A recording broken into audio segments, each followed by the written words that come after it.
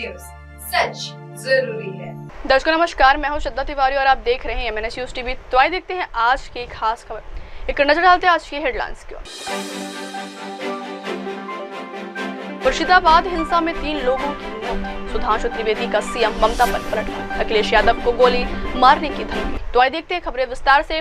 मुर्शिदाबाद हिंसा में 3 लोगों की मौत। पश्चिम बंगाल के मुर्शिदाबाद जिले में वक्फ बिल के खिलाफ जारी प्रदर्शन से जुड़ी हिंसक झड़पों में पिता पुत्र समेत 3 लोगों की मौत हो गई, जिसके बाद पश्चिम बंगाल के मुख्यमंत्री ममता बनर्जी ने शनिवार को ऐलान किया कि राज्य में इस बिल को लागू नहीं किया जाएगा। वहीं सूती और शमशेरगंज जैसे इलाकों में बढ़ती अशांति के बीच कोलकाता हाईकोर्ट ने नेता प्रतिपक्ष शुभेंदु अधिकारी की याचिका पर सुनवाई करते प्रभावित क्षेत्रों में केंद्रीय सशस्त्र पुलिस बल की तैनाती का आदेश दिया। न्यायमूर्ति सोमेन सेन की अध्यक्षता वाली खंडपीठ ने कहा कि जब ऐसे हालात पैदा हो जाते हैं तो न्यायालय अपनी आंखें मूंदे नहीं रह सकता और आम लोगों को पर्याप्त सुरक्षा देने की जरूरत पर बल दिया। कोर्ट ने केंद्र और राज्य को 17 अप्रैल को अगली सुनवाई से पहले स्थिति पर विस्तृत रिपोर्ट पेश करने का भी निर्देश दिया। पश्चिम बंगाल के मुर्शिदाबाद जिले में वक्फ बिल के खिलाफ जारी प्रदर्शन से जुड़ी हिंसक झड़पों में पिता पुत्र समेत 3 लोगों की मौत हो गई, जिसके बाद पश्चिम बंगाल के मुख्यमंत्री ममता बनर्जी ने शनिवार को ऐलान किया कि राज्य में इस बिल को लागू नहीं किया जाएगा। वहीं सूती और शमशेरगंज जैसे इलाकों में बढ़ती अशांति के बीच कोलकाता हाईकोर्ट ने नेता प्रतिपक्ष शुभेंदु अधिकारी की याचिका पर सुनवाई करते प्रभावित क्षेत्रों में केंद्रीय सशस्त्र पुलिस बल की तैनाती का आदेश दिया। न्यायमूर्ति सोमेन सेन की अध्यक्षता वाली खंडपीठ ने कहा कि जब ऐसे हालात पैदा हो जाते हैं तो न्यायालय अपनी आंखें मूंदे नहीं रह सकता और आम लोगों को पर्याप्त सुरक्षा देने की जरूरत पर बल दिया। कोर्ट ने केंद्र और राज्य को 17 अप्रैल को अगली सुनवाई से पहले स्थिति पर विस्तृत रिपोर्ट पेश करने का भी निर्देश दिया। पश्चिम बंगाल के मुर्शिदाबाद जिले में वक्फ बिल के खिलाफ जारी प्रदर्शन से जुड़ी हिंसक झड़पों में पिता पुत्र समेत 3 लोगों की मौत हो गई, जिसके बाद पश्चिम बंगाल के मुख्यमंत्री ममता बनर्जी ने शनिवार को ऐलान किया कि राज्य में इस बिल को लागू नहीं किया जाएगा। वहीं सूती और शमशेरगंज जैसे इलाकों में बढ़ती अशांति के बीच कोलकाता हाईकोर्ट ने नेता प्रतिपक्ष शुभेंदु अधिकारी की याचिका पर सुनवाई करते प्रभावित क्षेत्रों में केंद्रीय सशस्त्र पुलिस बल की तैनाती का आदेश दिया। न्यायमूर्ति सोमेन सेन की अध्यक्षता वाली खंडपीठ ने कहा कि जब ऐसे हालात पैदा हो जाते हैं तो न्यायालय अपनी आंखें मूंदे नहीं रह सकता और आम लोगों को पर्याप्त सुरक्षा देने की जरूरत पर बल दिया। कोर्ट ने केंद्र और राज्य को 17 अप्रैल को अगली सुनवाई से पहले स्थिति पर विस्तृत रिपोर्ट पेश करने का भी निर्देश दिया। क्या हुआ मीटिंग में regarding the deployment current situation? अरे तू लाइटर नहीं भी दिली।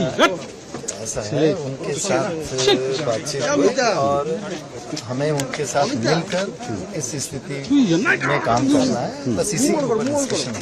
सर अभी तक कितना फोर्सेस डिप्लॉयड हो चुके हैं बीएसएफ के? तू सर्वनाश कर ली तू। देखिए, हमने 5 कंपनियां अपनी पुलिस की हेल्प के लिए भेजी है और वो पुलिस के जहां उन्होंने डिप्लॉय किया वो उन्हीं के साथ। सर किस तरह की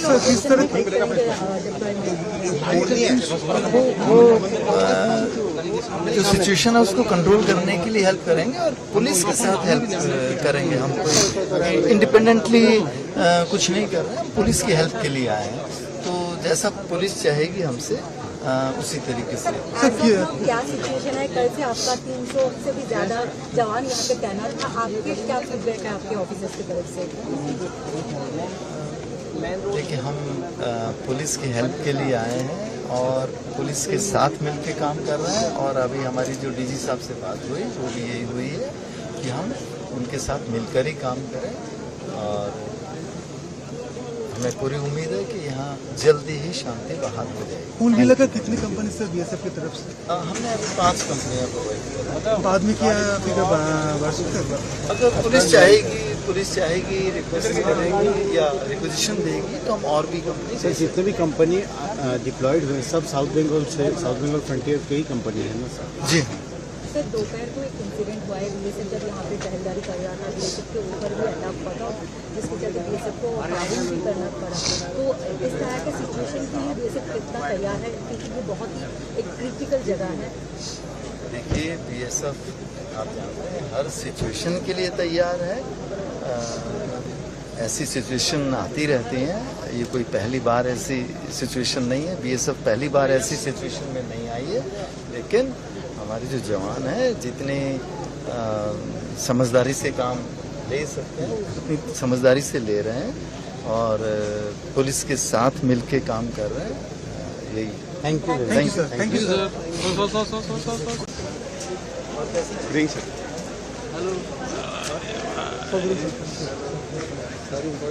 सर यस सर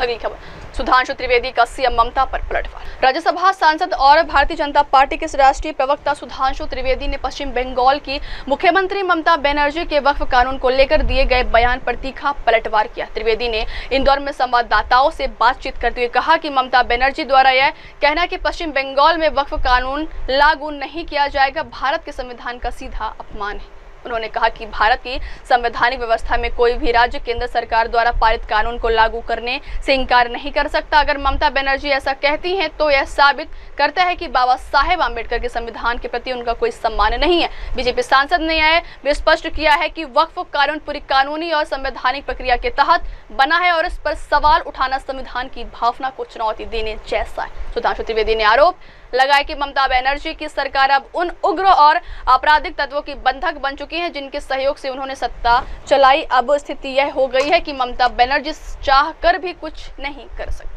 राज्यसभा सांसद और भारतीय जनता पार्टी के राष्ट्रीय प्रवक्ता सुधांशु त्रिवेदी ने पश्चिम बंगाल की मुख्यमंत्री ममता बनर्जी के वक्फ कानून को लेकर दिए गए बयान पर तीखा पलटवार किया। त्रिवेदी ने इंदौर में संवाददाताओं से बातचीत करते हुए कहा कि ममता बनर्जी द्वारा यह कहना कि पश्चिम बंगाल में वक्फ कानून लागू नहीं किया जाएगा, भारत के संविधान का सीधा अपमान है।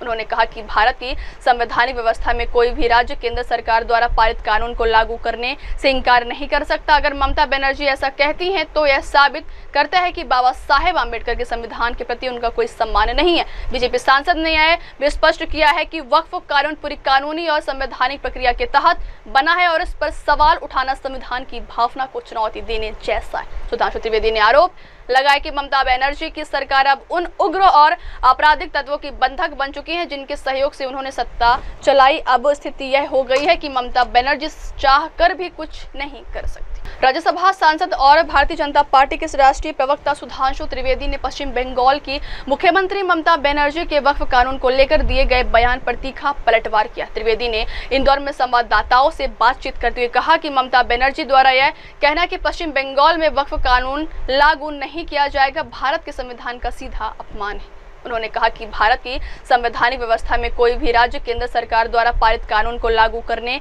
से इनकार नहीं कर सकता। अगर ममता बनर्जी ऐसा कहती हैं तो यह साबित करता है कि बाबा साहेब आम्बेडकर के संविधान के प्रति उनका कोई सम्मान नहीं है। बीजेपी सांसद ने यह स्पष्ट किया है कि वक्फ कानून पूरी कानूनी और संवैधानिक प्रक्रिया के तहत बना है और इस पर सवाल उठाना संविधान की भावना को चुनौती देने जैसा है। सुधांशु त्रिवेदी ने आरोप लगाया कि ममता बनर्जी की सरकार अब उन उग्र और आपराधिक तत्वों की बंधक बन चुकी है जिनके सहयोग से उन्होंने सत्ता चलाई। अब स्थिति यह हो गई है कि ममता बनर्जी चाह कर भी कुछ नहीं कर सकती। अगली खबर, अखिलेश यादव को गोली मारने की धमकी।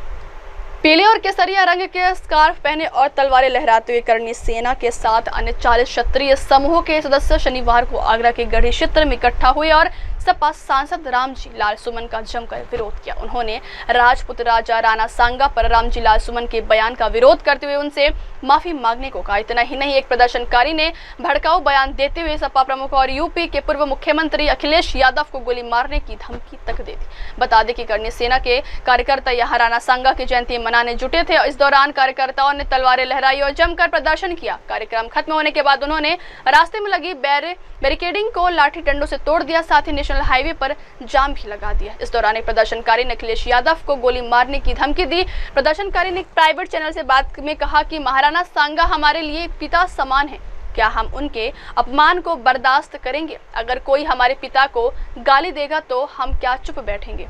मैं खुद जाकर अखिलेश यादव को गोली मार दूंगा। पीले और केसरिया रंग के स्कार्फ पहने और तलवारें लहराते हुए करनी सेना के साथ अन्य 40 क्षत्रिय समूह के सदस्य शनिवार को आगरा के गढ़ी क्षेत्र में इकट्ठा हुए और सपा सांसद रामजी लाल सुमन का जमकर विरोध किया। उन्होंने राजपूत राजा राणा सांगा पर रामजी लाल सुमन के बयान का विरोध करते हुए उनसे माफी मांगने को कहा। इतना ही नहीं, एक प्रदर्शनकारी ने भड़काऊ बयान देते हुए सपा प्रमुख और यूपी के पूर्व मुख्यमंत्री अखिलेश यादव को गोली मारने की धमकी तक दे दी।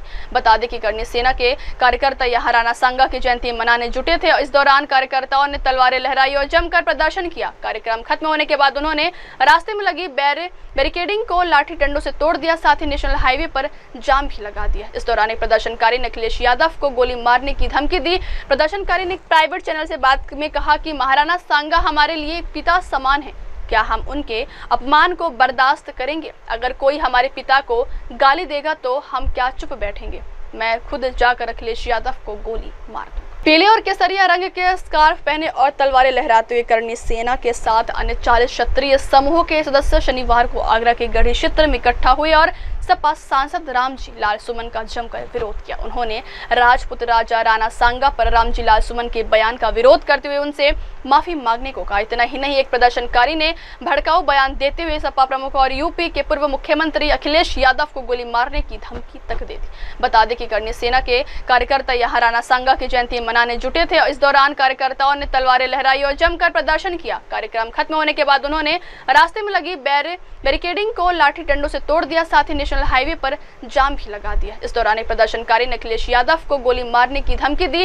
प्रदर्शनकारी ने एक प्राइवेट चैनल से बात में कहा कि महाराणा सांगा हमारे लिए पिता समान है, क्या हम उनके अपमान को बर्दाश्त करेंगे? अगर कोई हमारे पिता को गाली देगा तो हम क्या चुप बैठेंगे?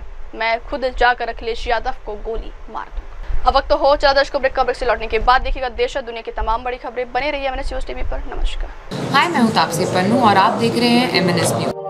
आप देख रहे हैं MNS न्यूज़, सच जरूरी।